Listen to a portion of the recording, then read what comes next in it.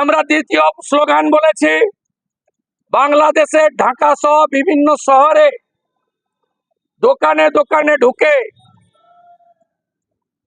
রাজাকার, জামাত, হেফাজতের লোকেরা তারা ভারতীয় পণ্য বর্জন করুন লিখে লিখে দিয়ে আসছে। আরে বন্ধু, পেঁয়াজ না গেলে তো 300 টাকা হবে পেঁয়াজের কেজি। কেন করছেন এসব?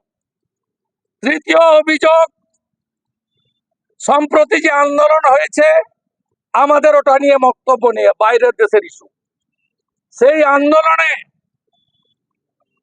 ভারত যাদের মামার বাড়ি, বাংলা ছাড়ো তাড়াতাড়ি, এই ভাষা আমরা বরদাস্ত করব না।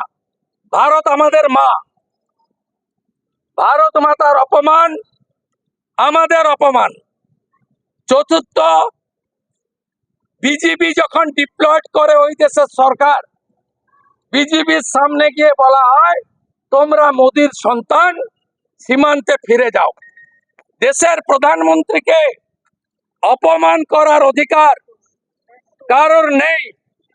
বিশ্বের সবচেয়ে জনপ্রিয় নেতার নাম নরেন্দ্র দামোদর দাস মোদী, যিনি তৃতীয়বার 293টি আসন নিয়ে ভারতবর্ষের তৃতীয়বারের জন্য শক্তিশালী প্রধানমন্ত্রী হয়েছেন। আমরা বলেছি সিডি দিয়ে গেলাম, চিহ্নিত করুন আর আইনের আওতায় আনুন।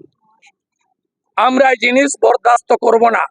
আমরা বন্ধু রাষ্ট্র এবং আমরা জননেত্রী প্রধানমন্ত্রী শেখ হাসিনা,